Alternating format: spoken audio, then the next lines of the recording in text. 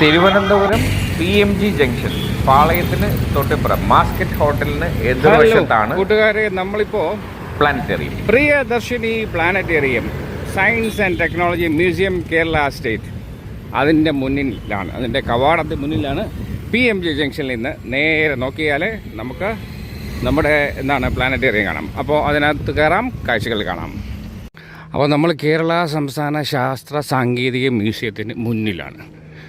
എവിടെ പോയാലും ഞാൻ ആദ്യം തപ്പുന്നത് ക്യാൻറ്റീനാണ്. ക്യാൻറ്റീനുണ്ട് കേട്ടോ വലതുവശത്ത്. അപ്പോൾ നമ്മൾ ഉള്ളിലോട്ട് പ്രവേശിക്കുകയാണ്. അപ്പോൾ ഇതാണ് കേരള സംസ്ഥാന ശാസ്ത്ര സാങ്കേതിക മ്യൂസിയം.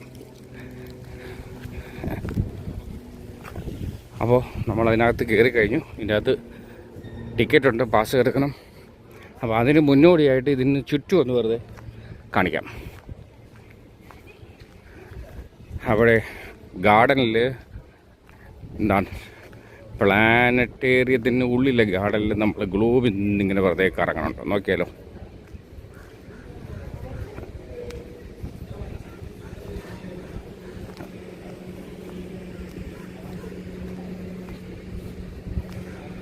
അപ്പോൾ 2 റോക്കറ്റ് അടുപ്പിടിപ്പിച്ചിട്ടുണ്ട്. സംഗതി നമ്മുടെ ഗ്ലോബ് കറങ്ങിക്കൊണ്ടേയിരിക്കുന്നു. ആ കൗതുകം കണ്ടിട്ട് നമുക്ക് ടിക്കറ്റ് എടുത്ത് ഉള്ളിൽ കയറി കാഴ്ചകളൊക്കെ കാണാം.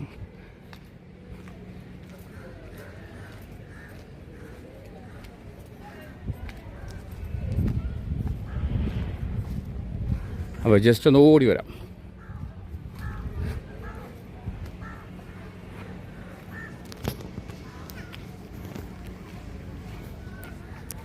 നല്ല റോക്കറ്റിൻ്റെ ഭാഗങ്ങളാണ്.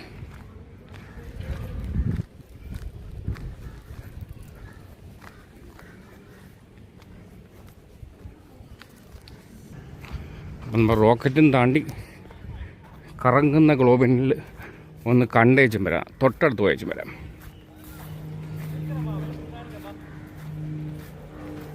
അപ്പോൾ ഇതാണ് സംഗതി ഗ്ലോബ്. സാധനം ഇങ്ങനെ കറങ്ങിക്കൊണ്ടിരിക്കും, കറങ്ങട്ടെ. അപ്പോൾ തൊട്ടപ്പുറത്ത് അജീത്ത് എന്ന് പറഞ്ഞിട്ടൊരു ഫൈറ്റർ എയർക്രാഫ്റ്റ്, അതുകൂടെ കണ്ടേച്ച് വരാം.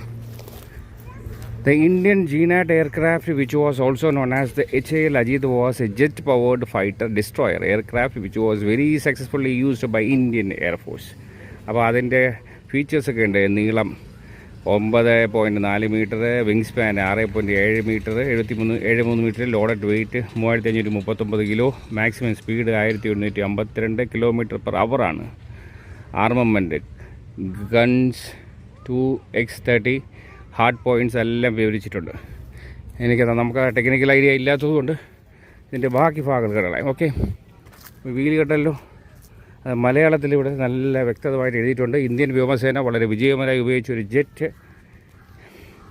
യുദ്ധവിമാനമാണ് HAL അജിത്ത് എന്നറിയപ്പെടുന്ന ഇന്ത്യൻ നാറ്റ് വിമാനം. ഈ യുദ്ധവിമാനത്തിന് ഭാരതത്തിൻ്റെ പ്രതിരോധ ചരിത്രത്തിൽ വളരെ തിളക്കമാർന്ന സ്ഥാനമാണുള്ളത്. 1965-ലെയും 1971-ലെയും ഇന്ത്യ പാകിസ്ഥാൻ യുദ്ധത്തിൽ പാകിസ്ഥാനിൻ്റെ അമേരിക്കൻ നിർമ്മിതമായ സേബർ യുദ്ധവിമാനങ്ങളുടെ മേൽ വ്യക്തമായ മേൽക്കൈ നേടി ഭാരതത്തിന് അഭിമാനകരമായ വിജയം നേടാൻ ഇവ സഹായിച്ചു. അക്കാലത്ത് സേബർ കാതകൻ എന്നാണ് ഈ യുദ്ധവിമാനം അറിയപ്പെട്ടിരുന്നത്. ഒറ്റ സീറ്റുള്ള നാറ്റ് യുദ്ധവിമാനം ആദ്യമായി വികസിപ്പിച്ചത് ബ്രിട്ടീഷ് കമ്പനിയായ പോളണ്ടാണ്. പിന്നീട് ഹിന്ദുസ്ഥാൻ എയറോനോട്ടിക്സ് ലിമിറ്റഡ് HAL ഇതിൻ്റെ നിർമ്മാണം ഏറ്റെടുക്കുകയും വ്യോമസേനയ്ക്ക് നൽകുകയുമായിരുന്നു. 1999 വരെ അജിത് യുദ്ധവിമാനം ഇന്ത്യൻ വ്യോമസേനയുടെ ഭാഗമായിരുന്നു. അപ്പോൾ ചുരുക്കി പറഞ്ഞാൽ ഇത് ഒറിജിനലാണ് ഈ സാധനം. പ്രവർത്തനത്തിൽ നിന്ന് പിൻവലിച്ചതിന് ശേഷം ഭാരതീയ വ്യോമസേനയിൽ നിന്ന് കേരള സംസ്ഥാന ശാസ്ത്ര സാങ്കേതിക മ്യൂസിയത്തിന് ലഭിച്ചതാണ് ഇവിടെ പ്രദർശിപ്പിച്ചിരിക്കുന്ന ഈ അജിത് യുദ്ധവിമാനം. സംഗതി ഒറിജിനലാണ്, ഡ്യൂപ്ലിക്കേറ്റ് അല്ല, തട്ടിക്കൂട്ട് പരിപാടിയില്ല. അപ്പോൾ ഉപയോഗിച്ച അതേ സാധനം തന്നെയാണ് പ്ലാനറ്റേറിയത്തിൻ്റെ മുന്നിൽ ഇങ്ങനെ സ്ഥാപിച്ചിട്ടുള്ളത്. അതിൻ്റെ വാലൊക്കെ ഒന്ന് കണ്ടളെ.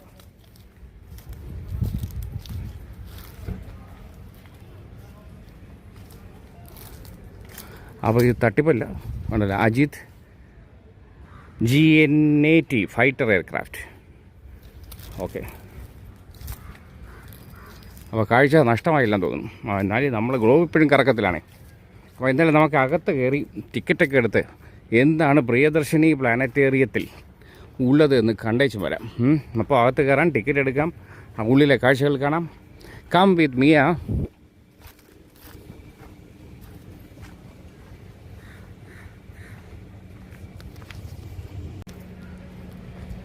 അപ്പോൾ നമുക്ക് ഉള്ളിലേക്ക് കിടക്കാം. ഇത് ടിക്കറ്റ് കൗണ്ടർ. കയറുക, കാശെടുക്കുക, കൊടുക്കുക, എത്ര രൂപയാണെന്ന് നോക്കാം. കൗണ്ടർ അല്ലേ, ടിക്കറ്റ് കൗണ്ടർ.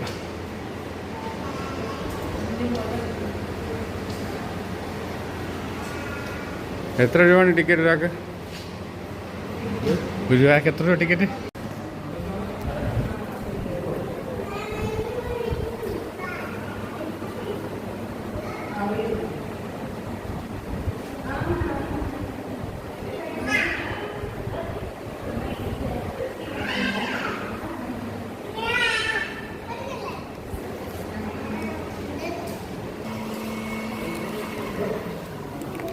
ഇല്ല, ഇത് മാത്രമേ ഉള്ളൂ. തിയേറ്റർ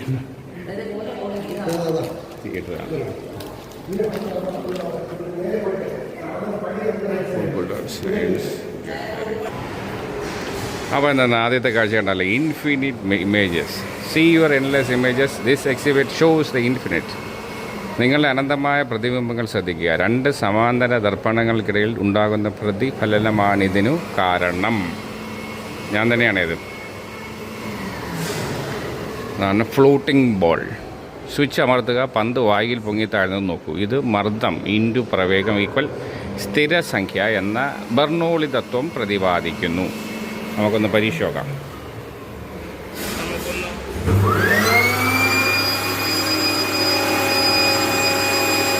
അപ്പോൾ ഇതാണ് പ്രതിഭാസം. നമ്മളത് പരീക്ഷിച്ച്. അടുത്ത ആരാണ്? ചന്ദ്രശേഖര വെങ്കട്ടരാമൻ, CV രാമൻ. അദ്ദേഹത്തെക്കുറിച്ചുള്ള ഒരു ചെറിയൊരു പ്രകാശം സുതാര്യമായ പദാർത്ഥത്തിലൂടെ സഞ്ചരിക്കുമ്പോൾ വ്യതിചലിക്കുന്ന ചില പ്രകാശകിരണങ്ങൾക്ക് തരംഗദൈർഘ്യത്തിൽ മാറ്റം സംഭവിക്കുന്നു എന്ന കണ്ടെത്തലിന് 1930 ഭൗതികശാസ്ത്രത്തിനുള്ള നോബൽ സമ്മാനം ലഭിച്ച ആദ്യത്തെ ഏഷ്യൻ ശാസ്ത്രജ്ഞൻ. ഈ പ്രതിഭാസത്തെ രാമൻ സ്കാറ്ററിംഗ് എന്ന് വിളിക്കുന്നു. 1933 ഇന്ത്യൻ ഇൻസ്റ്റിറ്റ്യൂട്ട് ഓഫ് സയൻസിൻ്റെ ആദ്യത്തെ ഇന്ത്യൻ ഡയറക്ടറായി നിയമിതനായി. 1954 ഭാരതരത്ന നൽകി അദ്ദേഹത്തെ ആദരിച്ചു. അപ്പോൾ സർ CV രാമൻ്റെ ഒരു അദ്ദേഹത്തെക്കുറിച്ചുള്ള വിവരണമാണ്. 1888 ജനിച്ച് 1970 അദ്ദേഹം മരണപ്പെട്ടു. നമുക്ക് അടുത്ത പരീക്ഷണത്തെ തുടങ്ങാവുന്നതാണ്. Coupled pendulum. 2 സമാന പെൻഡുലങ്ങളെ അവയുടെ ആധാര ബിന്ദുക്കൾക്കിടയിൽ വെച്ച് തമ്മിൽ ബന്ധിപ്പിച്ചിരിക്കുന്നു. ഇവയിൽ ഒന്നിനെ നിശ്ചലമാക്കി നിർത്തിക്കൊണ്ട് മറ്റേ പെൻഡുലത്തെ ആട്ടുക. പരസ്പരമുള്ള ഊർജ്ജ കൈമാറ്റത്താൽ ഇവ ഒന്നിടവിട്ട് ആന്തോളനം ചെയ്യുന്നു. അപ്പോൾ നമുക്കന്ന് പരീക്ഷിക്കാം.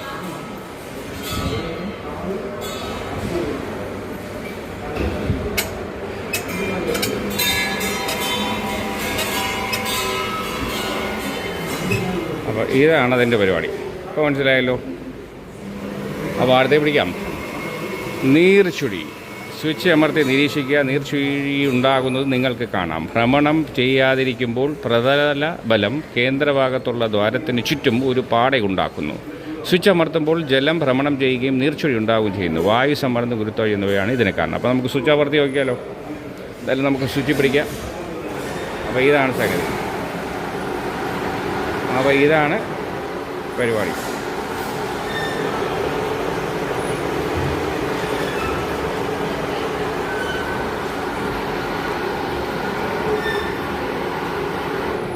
ഓക്കെ അല്ലേ. അടുത്ത പിടിക്കാലോ. ന്യൂട്ടൺസ് ക്രെഡലോ. ഒന്നോ അതിലധികമോ ഗോളങ്ങൾ ഒരു വശത്തു നിന്നും വലിച്ചു വിടുക. അത്രയും തന്നെ ഗോളങ്ങൾ മറുവശത്ത് നിന്ന് തെറിച്ച് മാറുന്നത് കാണാം. ഈ പ്രക്രിയ ന്യൂട്ടൻ്റെ ചലന സിദ്ധാന്തങ്ങൾ, ഊർജ്ജ സംരക്ഷണ നിയമം, ആക്ക സംരക്ഷണ നിയമം എന്നിവ വിവരിക്കുന്നു. ഒന്നോ നിലയിൽ ഗുണങ്ങൾ ഒരു വശത്തു നിന്നും വലിച്ചു വിടുക. അതാണ് സംഗതി. സംഗതി ഒരു വശത്തു നിന്ന് വലിച്ചില്ല.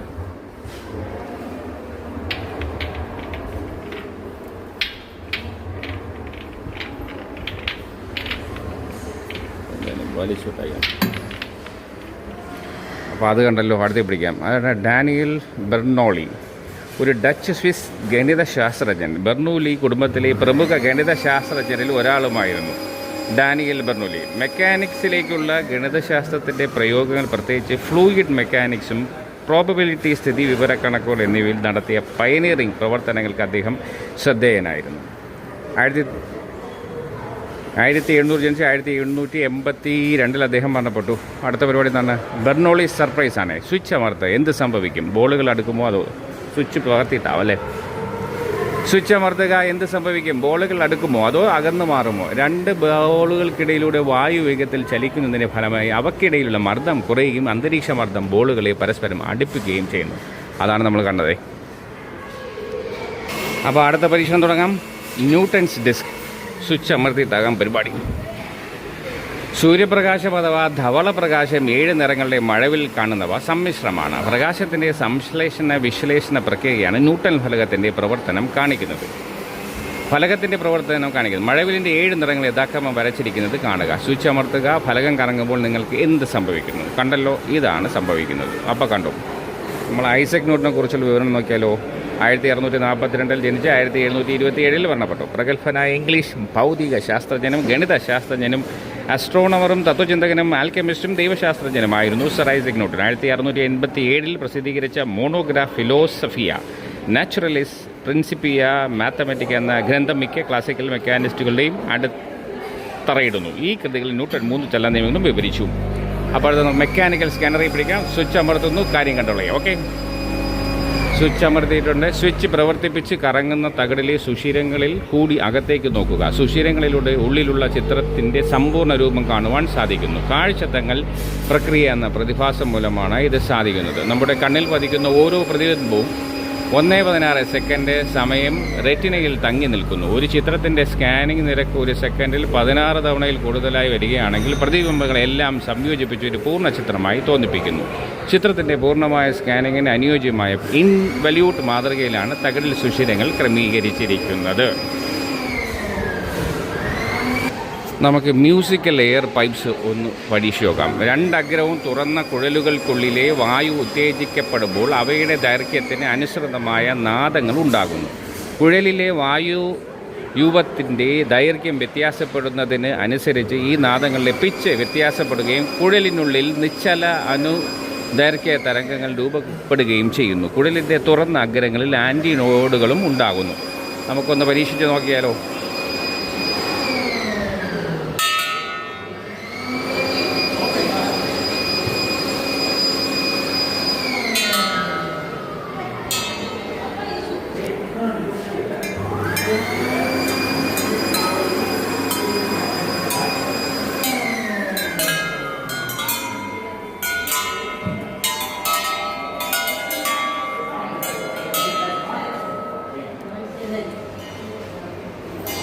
അപ്പോൾ സ്വിച്ച് അമർത്തി തുടങ്ങാമല്ലേ. Transverse wave. സ്വിച്ച് അമർത്തി അനുപ്രസ്ഥ തരംഗത്തിൻ്റെ മാതൃക നിരീക്ഷിക്കുക. സ്വിച്ച് അമർത്തിയാലോ. കാണാം, ഇതാണ് സംഗതി. കാണാം.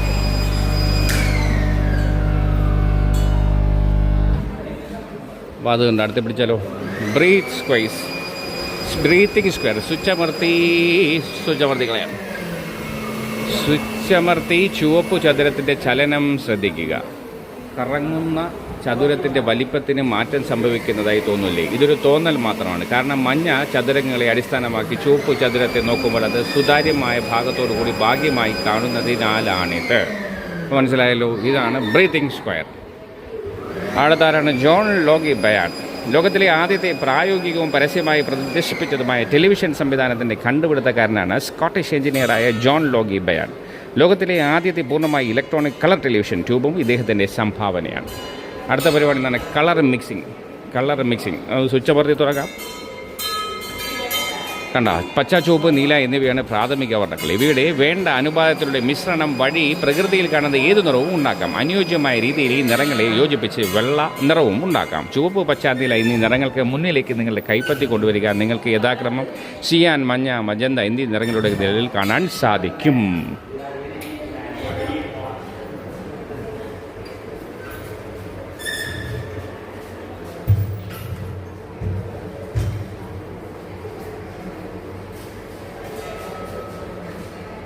അപ്പോൾ കണ്ടല്ലോ. നമുക്ക് അടുത്ത് പിടിച്ചാലോ.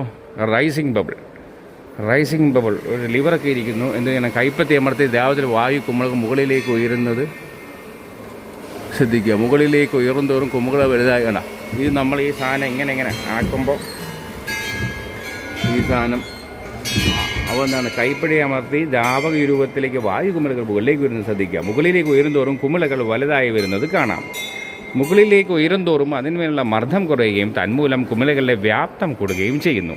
സ്ഥിരോഷ്മാവിൽ ഒരു നിശ്ചിത പിണ്ഡം വാതകത്തിൻ്റെ വ്യാപ്തം അതിൻ്റെ മർദ്ദത്തിന് വിപരീത അനുപാതത്തിലായിരിക്കും എന്ന ബോയിൽ നിയമമാണ് ഇതിൻ്റെ അടിസ്ഥാനം. അപ്പോൾ എന്താണ് ഇത് ബോയിൽ നിയമം, റൈസിംഗ് ബബിൾ.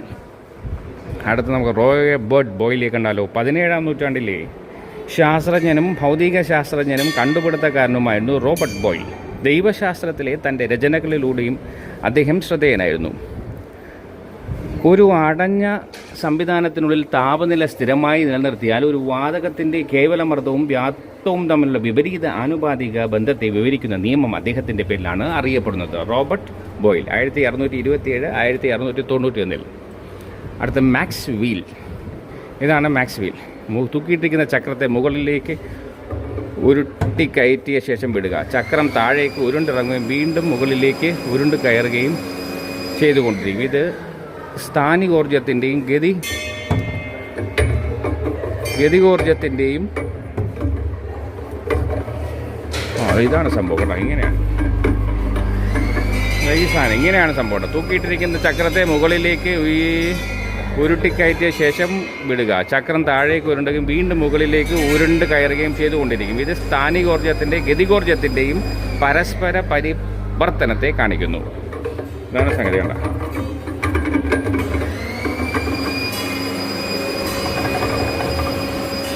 അപ്പോൾ അത് കണ്ടല്ലോ. അടുത്ത പിടിപ്പിച്ചല്ലോ പെർസിസ്റ്റൻസ് ഓഫ് വിഷൻ. ഡ്രമ്മിൻ്റെ ഉത്ഭവത്തിൽ നൃത്തം ചെയ്യുന്ന ഒരു പെൺകുട്ടിയുടെ വിവിധ ഘട്ടങ്ങളിലുള്ള നിശ്ചല ചിത്രങ്ങൾ ശ്രദ്ധിക്കുക. ഡ്രം പതുക്കെ കറക്കി സ്ലിറ്റിനുള്ളിലൂടെ നോക്കൂ. പെൺകുട്ടി നൃത്തം ചെയ്യുന്നതായി കാണാം. നമ്മൾ കാണുന്ന ഏതൊരു ചിത്രവും 1/25 സെക്കൻഡ് സമയത്തേക്ക് നമ്മുടെ കണ്ണിൻ്റെ റെറ്റിനയിൽ തങ്ങി നിൽക്കും. നൃത്തത്തിൻ്റെ വിവിധ ഘട്ടങ്ങളിലുള്ള നിശ്ചല ചിത്രങ്ങൾ തുടർച്ചയായി വേഗത്തിൽ കാണുമ്പോൾ നൃത്തം ചെയ്തുകൊണ്ടിരിക്കുന്നതായി അനുഭവപ്പെടുന്നു. കണ്ണിൻ്റെ ഈ കാഴ്ച തങ്ങൾ പ്രക്രിയ ഉപയോഗപ്പെടുത്തിയാണ് തോമസ് ആൽവ എഡിസൺ ചലച്ചിത്രം കണ്ടുപിടിച്ചത്. അപ്പോൾ ഇങ്ങനെയാണ് ചലച്ചിത്രത്തിൻ്റെ തുടക്കം എന്നത് മനസ്സിലായല്ലോ. നമുക്ക് പ്രിൻസിപ്പിൾ ഓഫ് ലിവർ പഠിച്ചാലോ. പ്രിൻസിപ്പിൾ ഓഫ് ലിവറാണ് ഈ സാധനം. അപ്പോൾ ഏതാണ്ട് ഇത് പ്രിൻസിപ്പിൾ ഓഫ് ലിവറാണ്. രോധം ഇൻറ്റു രോധഭുജം എന്നുള്ളതാണ് ഉത്തോലജത്തിൻ്റെ തത്വം. ഉത്തോലകത്തിനെ വിവിധ സ്ഥാനങ്ങളിൽ നിന്നും താഴ്ത്തി ഇത് മനസ്സിലാക്കാവുന്നതാണ്. ഈ സംഗതി എങ്ങനെ മനസ്സിലാവും? ഇതാണ് സാധനം. എനിക്കും വലിയ പിടി കിട്ടിയില്ല സംഗതി. ഇങ്ങനെ വെച്ചപ്പോൾ അതിങ്ങനെ വരുന്നു. അതൊരാൾ വരെ പോകുന്നു. അതാണ് പ്രിൻസിപ്പിൾ ഓഫ് ലിവർ. അടുത്ത് ഗൈറോസ്കോപ്പ് പിടിക്കുക. ഇതൊരു യാന്ത്രിക ഗൈറോസ്കോപ്പാണ്. ഇതിൻ്റെ അച്ചുതണ്ട് ഏതൊരു ദിശയിലേക്കും കവീകരിക്കാൻ തക്കവണ്ണം സ്വതന്ത്രമാണ്. ഒരഗ്രം അല്പം മാത്രം താങ്ങിയാൽ തിരശ്ചീനമായ അച്ചുതണ്ടിൽ കറങ്ങുന്ന ഒരു ഗൈറോസ്കോപ്പ് അതിൻ്റെ ക്രമീകരണം തുടരുന്നു. തിരശ്ചീനമായ അക്ഷം നിലനിർത്തുന്ന ഇതിൻ്റെ താങ്ങില്ലാത്ത ഭാഗം കറങ്ങിക്കൊണ്ടേയിരിക്കും. ഈ പ്രദേശത്തെ വസ്തുവിൽ ക്രമീകരണം നിലനിർത്തുന്നത് ഇതിൻ്റെ ഭ്രമണം കൊണ്ട് സംജാതമാകുന്ന ആക്കത്താലാണ്. അപ്പോൾ ഇതാണ് ഗൈറോസ്കോപ്പ്. അടുത്തെന്താണ് പരിപാടി എന്ന് പറഞ്ഞാൽ ഡൈൻ വിത്ത് യുവർ സെൽഫ് എന്നാണ് വെച്ചിട്ടുള്ളത്. സംഗതി ഇവിടെ ഇരുന്നാൽ ഇത് കണ്ടോ 3 പ്രതിബിംബങ്ങളെ കാണാം അല്ലേ. 1 2 3 4 5 6 6 പേരെ കണ്ടു. 1 2 3 4 5 6 ആൾക്കാരെ കാണാം. റൈറ്റ് അല്ലേ.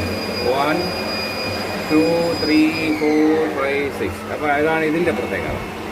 അതുകൊണ്ടല്ലോ മാറ്റി പിടിക്കാം.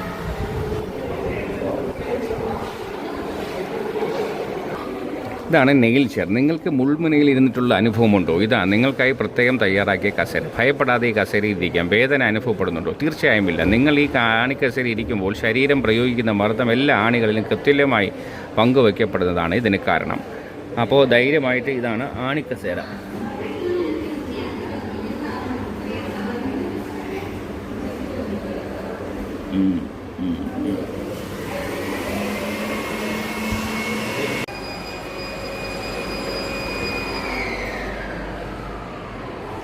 Opto mechanical projector. അതാണ് ഈ സംഗതി.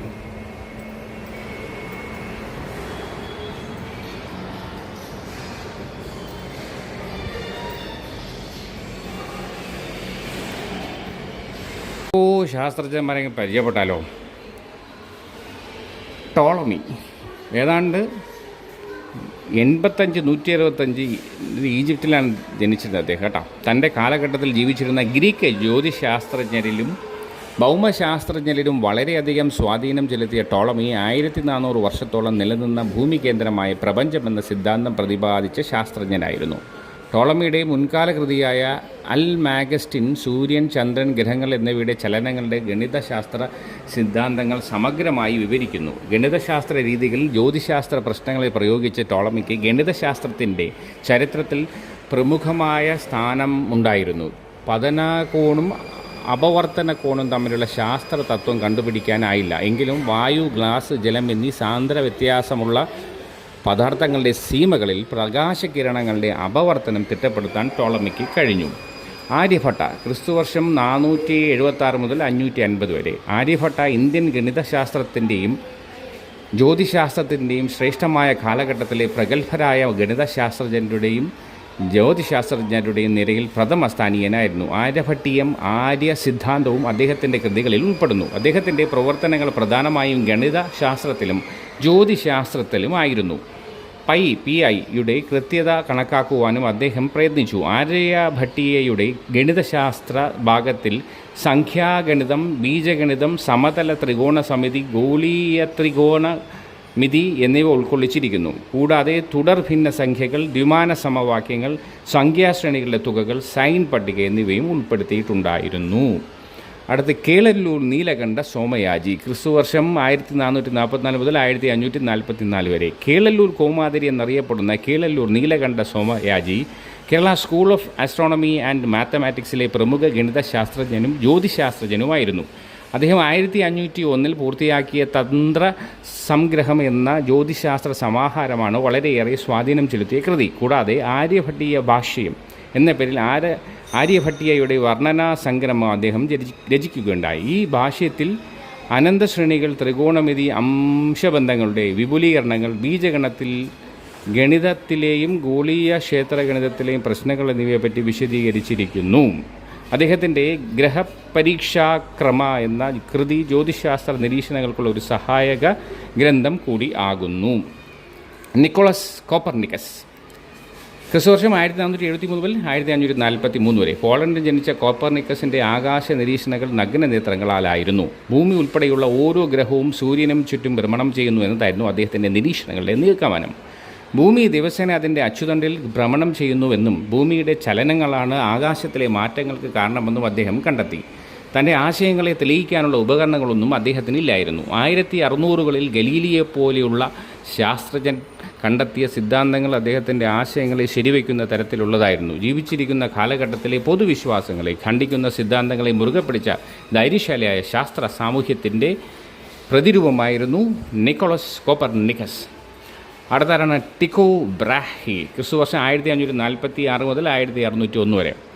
ഡാനിഷ് ജ്യോതിശാസ്ത്രജ്ഞൻ. നക്ഷത്ര സ്ഥാനങ്ങൾ നിർണ്ണയിക്കാനും ഉറപ്പിക്കാനുമുള്ള ഉപകരണങ്ങൾ കണ്ടെത്താനുള്ള ടിക്കോ ബ്രാഹിയുടെ ശ്രമങ്ങൾ ഭാവി കണ്ടുപിടുത്തങ്ങൾക്കുള്ള വഴിയൊരുക്കി. ദൂരദർശിനി കണ്ടുപിടിക്കുന്നതിന് മുമ്പ് ഇദ്ദേഹം നടത്തിയ ഏറ്റവും കൃത്യതയാർന്ന നിരീക്ഷണങ്ങളിൽ സൗരയുധത്തെപ്പറ്റിയുള്ള സമഗ്ര പഠനം, ഏകദേശം 777ലേറെ നക്ഷത്രങ്ങളുടെ കൃത്യമായ സ്ഥാനനിർണ്ണയം എന്നിവയും ഉൾപ്പെടുന്നു. അടുത്താണ് ജോഹന്നസ് കെപ്ലർ ക്രിസ്തുവർഷം 1571 മുതൽ 1630. ജർമ്മൻ ഗണിതശാസ്ത്രജ്ഞനും ജ്യോതിശാസ്ത്രജ്ഞനുമായ ജോഹാനസ് കെപ്ലറാണ് ഭൂമിയും മറ്റു ഗ്രഹങ്ങളും സൂര്യന് ചുറ്റും അണ്ഡവൃത്താകാരമായ ഭ്രമണപഥത്തിലൂടെയാണ് ചലിക്കുന്നത് എന്ന് കണ്ടുപിടിച്ചത്.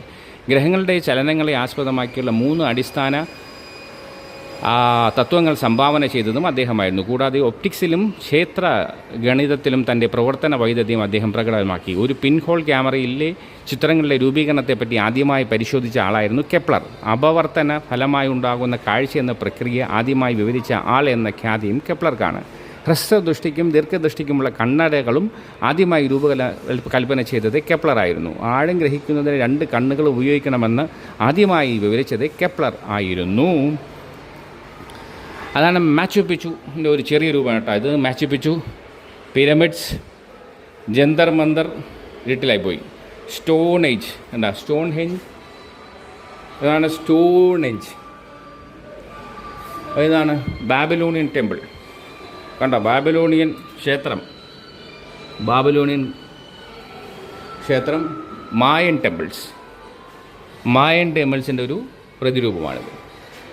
അപ്പോൾ നമുക്ക് അടുത്തതിലേക്ക് കടന്നാലോ, നമുക്ക് അടുത്ത പരിപാടി കാണാം. ഇതാണ് ഗലീലി വിത്ത് ടെലിസ്കോപ്പ് കേട്ടോ. ടെലിസ്കോപ്പിൽ ഗലീലിയുടെ ഒരു രൂപം കാണാം.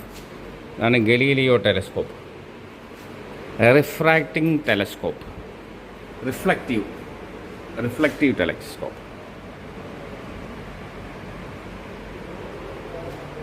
Radio telescope, revolution and rotation of moon, അതാണ് ഇത് ഇവിടെ കാണിക്കുന്നത്.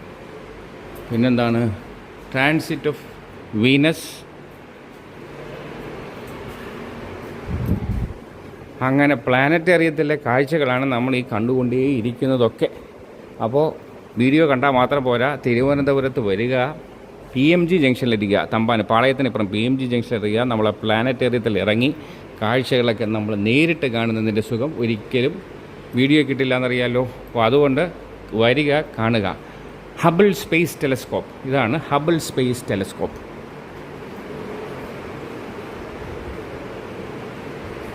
അപ്പോൾ ടെലിസ്കോപ്പിൻ്റെ പല രൂപഭാവങ്ങളാണ് ഇതൊക്കെ.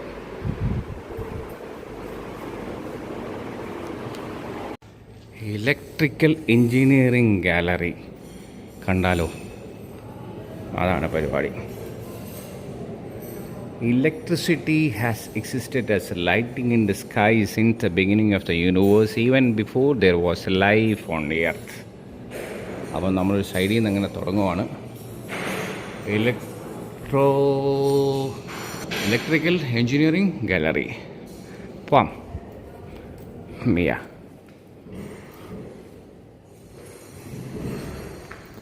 Atom model.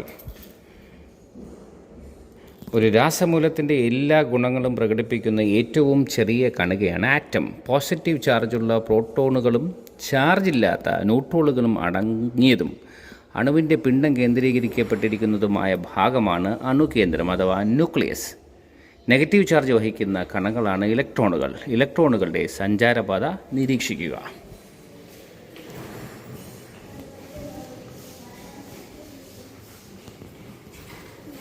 എന്നാണ് static electricity. Van de Graaff generator, gold leaf electroscope.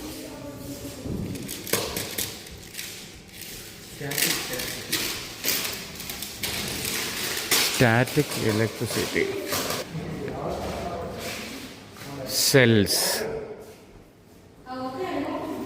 Human battery, frequency variation, wave forms. ഇതൊക്കെയാണല്ലോ magnetic force, electromagnetic force, levitating globe.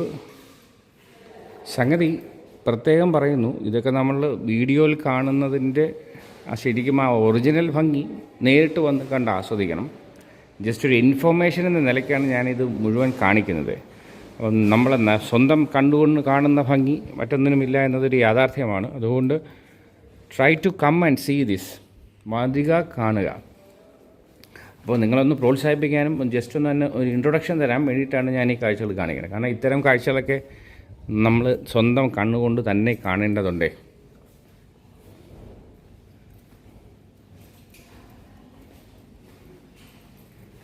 അപ്പോൾ പ്ലാനറ്റേറിയത്തിലെ ഇലക്ട്രോണിക് എഞ്ചിനീയറിംഗ് ഈ ഡിപ്പാർട്ട്മെൻറ്റിലാണ് നമ്മൾ ഈ യാത്ര. Cut section of AC and DC motors. ഇതൊക്കെ അറിയാവുന്നതാണ്. ഇതൊക്കെ പഴയ രൂപഭാവങ്ങൾ, ഭേദങ്ങൾ. Transformer, capacitor and inductance, parallel and series connection of resistance. ഇവിടെ ഒരു രസമുണ്ടെന്നറിയാമോ? ആദ്യകാലം മുതൽ ഇപ്പോഴുള്ള എല്ലാ മീറ്റർ ബോർഡും കാണാം. വൈദ്യുതി ഊർജ്ജനത്തിൻ്റെ അളവ് നേരിട്ട് രേഖപ്പെടുത്തുന്നതിന് ഉപയോഗിക്കുന്ന ഉപകരണമാണ് ഊർജ്ജമാപിനി അല്ലെങ്കിൽ അവർ മീറ്റർ. വീടുകളിലും വ്യവസായ സ്ഥാപനങ്ങളിലും അങ്ങനെ വൈദ്യുതി ഉപയോഗിക്കുന്ന എല്ലായിടത്തും അതിൻ്റെ അളവ് രേഖപ്പെടുത്തുക എന്നതാണ് ഇതിൻ്റെ ഉപയോഗം. 2 തരം വൈദ്യുതോർജ്ജമാപിനികൾ ഉണ്ട്, അനലോഗും ഡിജിറ്റലും. അനലോഗിൽ കറങ്ങുന്ന ഒരു ഡിസ്കാണ് ഉപയോഗിക്കുന്നതെങ്കിൽ ഡിജിറ്റലിൽ കറങ്ങുന്ന ഭാഗമില്ല. ഇത് അളവ് കൃത്യമായി രേഖപ്പെടുത്താൻ ഉതകുന്നു. അപ്പോൾ കണ്ടല്ലോ, ഇതൊക്കെയാണ് ആദ്യകാലം മുതലുള്ള എല്ലാ തരത്തിലുള്ള നമ്മളെ കറണ്ട് ബില്ല് അടിച്ച് കൈ തരുന്ന സാധനങ്ങളാണ് ഇതൊക്കെ. അപ്പോൾ അതിൻ്റെ പഴയ രൂപം മുതൽ ലേറ്റസ്റ്റ് ഫോംസ് വരെ ഇവിടെ എത്തി നിൽക്കണം. ഇതാണ് സംഗതി. അപ്പോൾ ഇതൊക്കെ കാണാൻ നേരിട്ട് തന്നെ വരണേ. അപ്പോൾ അടുത്തിവിടെ പോവാം. ഇഫക്ട്സ് ഓഫ് ഇലക്ട്രിസിറ്റി, ഹീറ്റർ, സംഗതികളൊക്കെ ഉണ്ടല്ലോ. ഇതിൻ്റെ ഓരോ ഫോമാണ്.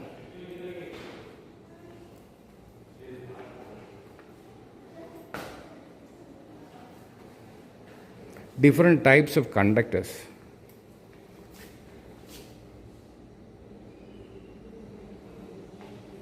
കണ്ടോ, ഇതൊക്കെയാണ് പരിപാടികൾ.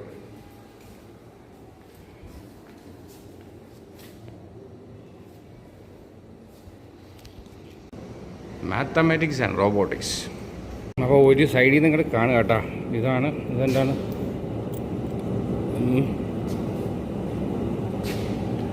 മണ്ണിൻ്റെ സംഗതി. മണ്ണിൽ വാരിയിട്ടാൽ അത് മാത്തമാറ്റിക്സ് ആണല്ലോ.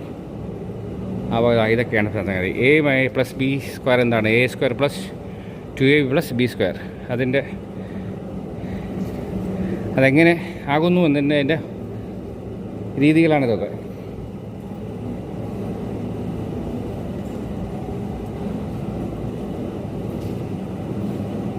ഞാനിങ്ങനെ ചുമ്മാ ഡിഫൈൻ ചെയ്യുമ്പോൾ നിങ്ങൾക്ക് ബോറടിക്കും. അതുകൊണ്ടാണ് ഇങ്ങനെ ഓടിച്ച് കാണിക്കുന്നത്. Just have A look, just നോക്കുക.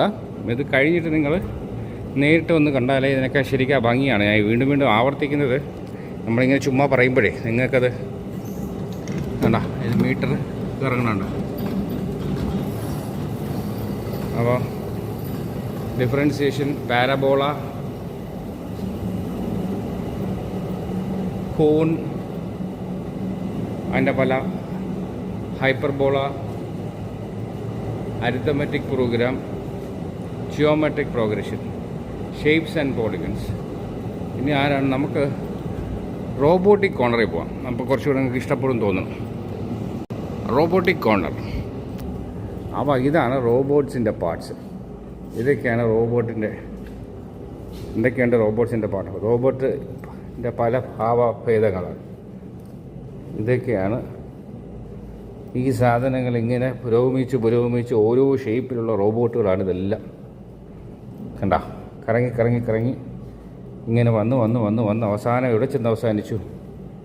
അവസാനം ഈ രൂപത്തിൽ റോബോട്ടുകൾ എത്തി. അതാണ് മനുഷ്യൻ്റെ പുരോഗതി. ബയോലോയിഡ് എന്നാണ് ഇതിൻ്റെ പേര്. ബയോലോയിഡ് അല്ലേ? കാണിക്കാം.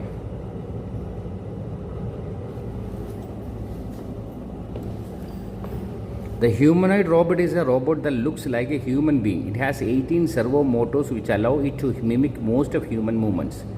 The bioloid can walk, kick, do sets of pre-programmed movements like push-ups, etc. The bioloid can be programmed to do various other movements like playing football. The bioloid has ultrasonic sensors to sense distance to obstacles and avoid them while walking autonomously. അപ്പോൾ എന്താണ് ഈ humanoid robot? എന്താണ്, മനുഷ്യരെ പോലെ ഇരിക്കും. 18 servo Motors ഉണ്ട്. ബയോലോയിഡിന് എന്താ, നടക്കാം, കിക്ക് ചെയ്യാം, അത് ഇടിക്കാം, പിന്നെ പ്രോഗ്രാം ചെയ്ത മൂവ്മെൻറ്റ്സ് ലൈക്ക് ഇത് പുഷപ്പ് അതുപോലെയൊക്കെ എടുക്കാൻ പറ്റും. ഫുട്ബോൾ കളിക്കാം.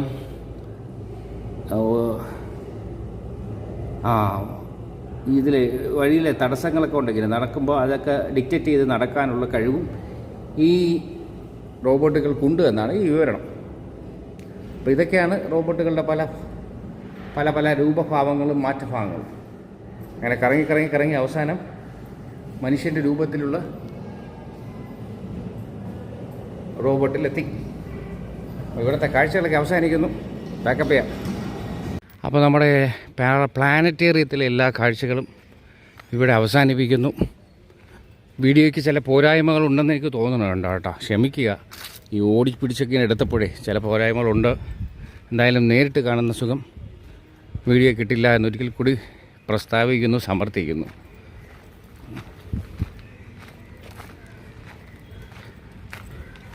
അപ്പോൾ ഇത്രയും നേരം എന്നെ സഹിച്ചതിന് നിങ്ങളെ സമ്മതിക്കണം.